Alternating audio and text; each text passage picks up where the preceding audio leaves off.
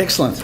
I'm here to control him because he's a technical guy and he will go off into God knows where, and I'm going to pull him back so it's relevant to everybody in the room. I will use maths. He's a maths guru. It's a RECTEC conference of technology. That's it. It's all tech. Fantastic. No? Don't worry, I'll pull him back. Again, chartered accountant, recruiter, 14 years. I've also been part of Careers Multilist for a long time, and NPA also. I love job splitting. I think collaboration, especially between the smaller recruiters, is king. And on the technology side, my story is that about 5 years ago, I went and purchased what I thought was the greatest recruitment system on the planet. We had public companies using it and so forth. I then invited this good friend of mine in, and he laughed when he saw it. He says it's dumb. It's like every other CRM on the planet. It's like every other ATS on the planet where you've got to push a button to make something happen. The technology in recruitment is about to go bang because everyone is going to move to real time. I kid you not. And we're probably the first to do it. And when we talk real time, we're not talking about real time data. Anyone can do that. It's about real time decision making. And to create an avatar of yourself and to take the owner's personality or management's personality and convert it into hundreds of rules so that as all this information is coming in, we get these filters that are going through all this information so it can free us up and all these decisions that we would normally make routinely are just done for us by our avatar. So that's what we'll be talking about today. Okay. First of all, Adam, your definition of real time. Real time is essentially how you perceive the cycle time and decision process. So whether or not a candidate comes up who's available, real time means how fast can you then apply that candidate to the tasks at hand. So we look at the streams coming into a business, and there are lots of streams, information streams. We try to turn every physical activity that a recruitment agency may have into electronic bits so that they can be managed and processed. And so real time is about converting the streams that are coming in, whether they be social media, QR codes, job boards, word of mouth, employer data, insider trading data, you name it, your MyOb data, all that, and processing it as fast as possible. Rightio. And we talk about, we've had this conversation a lot, it's not just real-time data, but real-time decision-making. Tell us about that. Well, with real-time decision-making, for you to actually free yourself up, it'd be nice to have someone make decisions on your behalf. Whether or not a candidate is suitable, you can reject them straight away based upon certain criteria. Maybe they haven't got a truck license that's required, or maybe they can't speak enough languages to fulfill a certain position. Many of these decision-making requirements are quite simple and quite easy. So the goal is to make sure that the data that's coming in that stream is in a suitable format. And it may well be that a resume is useless for that. And I know that some companies have spent a lot of money that could have gone to me, and Domenic, in trying to process, and that's a really hard thing. They've done a fantastic job, I might add, of parsing resumes just to get that information bits that can then be processed. So the future we see is that of bypassing that hard bit and getting the necessary information in the format that an artificial intelligence system would require from day one. One of the problems with getting such data in, it's a bit like, and I use the analogy of, you've only got one date that you'll ever have in your entire social life. You better make it a good one, and it's a fast one, and you'll make a decision on that partner for the rest of your life. That's akin to asking them on the first date, can you give me a resume, and I'm going to make a decision that's going to affect the rest of our lives based upon that one resume. It's not going to work. Okay, it's very difficult. The idea is you want to tease more information out of them. You want to read, understand what's being presented to you, and then get back to them. And that's where an automated system that can constantly reiterate this feedback, find out more information about a person without having to burden them with a massive form to fill in. It's crazy. Now we speak always, everything that we do in developing our software, we look at three things. We look at the stream, which is all that information coming in, but also we look at the cup. There's three parts to this, so if you can just tell us about that. Yeah, there are three parts that we model the business on, and they are the streams of information coming in.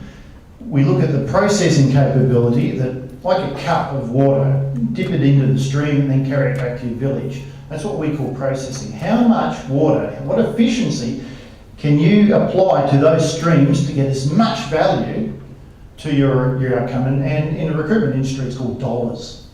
So the more information that you can feed into your system, how efficient are you at turning that into real money? So the process, so the stream's coming past, so you want the biggest stream you can possibly have, and you want the fastest stream, Yes. and you've got this little cup. You've got this little cup.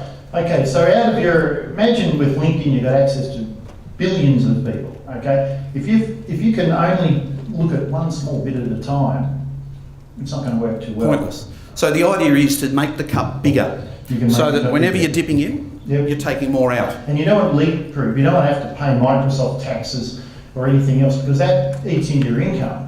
So you want to try to be as efficient as you can in applying the tools you have to extracting real useful data value. Now, alternatively, instead of having a bigger cup, you can perhaps increase The number of times that you dip in, because there's no point having a really big cup if you're really slow at dipping in. And that's where resumes and so forth. With interviews, if there's only one of you working in the recruitment firm, you just haven't got that fast a response. Now, you were telling me about an analogy that you did with, a good one is interviews.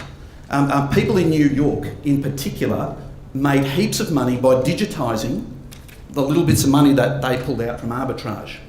So how do you see that affecting interviews in the future? Well, certainly if we can turn interviews into electronic bits, we can manage them and we can reapply them so that we can reuse these things, get some leverage out of them all.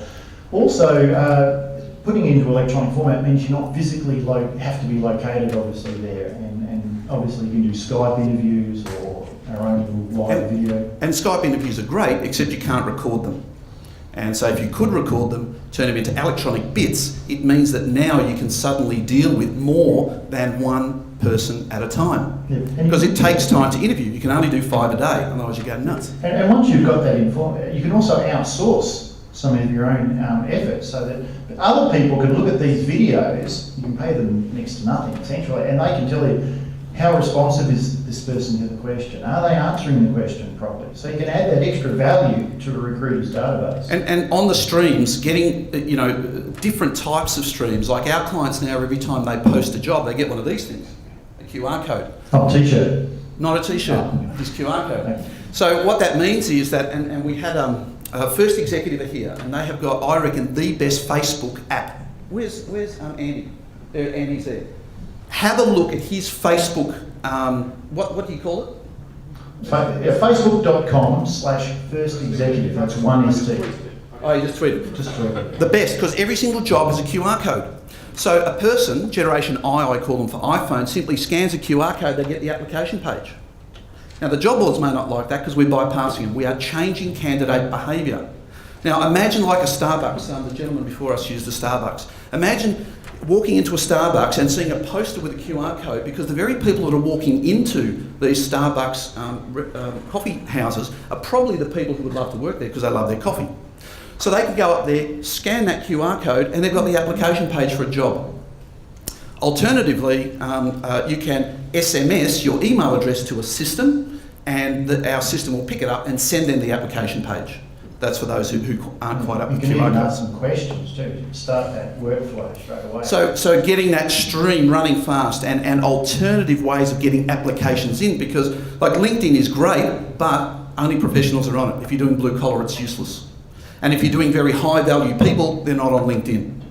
So how do you get to them? Okay, so how can this help us out? So what are the benefits of all this technology that's about to hit the recruitment and CRM market?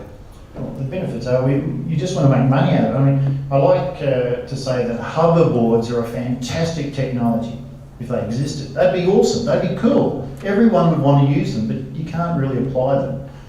Social media is a bit like that. It's very difficult to make money, real money. Everyone's, treading water and jumping up and down, very excited about social media.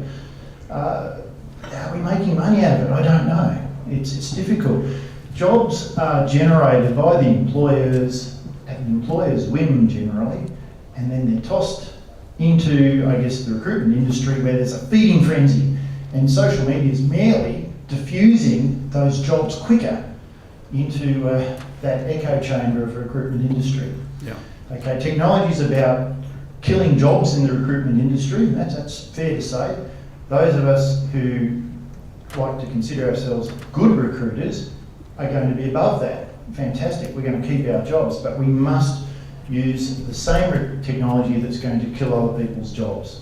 And so the approach that we've taken is that we need to make people more efficient. First of all, we need to make them mobile.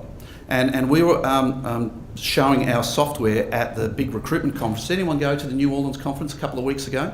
Biggest recruitment conference on the planet. If you haven't gone, go. It's brilliant, and it's not just because next year it's in Las Vegas. But that helps. So we were there, and we were astounded that every single provider, big in America, was there. Not one of them had an iPhone app. Not one. To do real work. One of them had an iPhone app that all they did was sync their contacts to their system. Big deal. We want an iPhone app for our staff, and I've got them too at Caden Recruitment, that they can actually process their jobs on the go. The people that we're putting in as our consultants are young, gregarious, exciting people, and we chain them to a desk. It is ridiculous. And I know people who leave the industry because they don't want to sit at a desk all day. They came into the recruitment industry because this was going to be wonderful and they're going to meet all these people and increase their network, and they chain them to a PC. Let me give you a tip. The greatest retention strategy you can ever have in your business, give someone a Mac. They will never leave you. How can I give back this beautiful iMac or this beautiful MacBook Pro and go down the road to essentially, which is the same job using the same platform, and I have to go back to a PC? They just won't do it. Again, it's another burr in the saddle that eats away at people. They say 80% of people that have to buy their own computer and take it to work buy a Mac. Listen to what we're saying. I was with a mate of mine who works for Macquarie Bank the other day, and they're only allowed to have Blackberries. Who has a Blackberry these days? You can't even see a PDF document. Oh, that old gentleman. Can I ask, do you have an iPhone on you as well? No. But you have an iPad, okay. Because every person I meet that's got a BlackBerry has got an iPhone in their other pocket.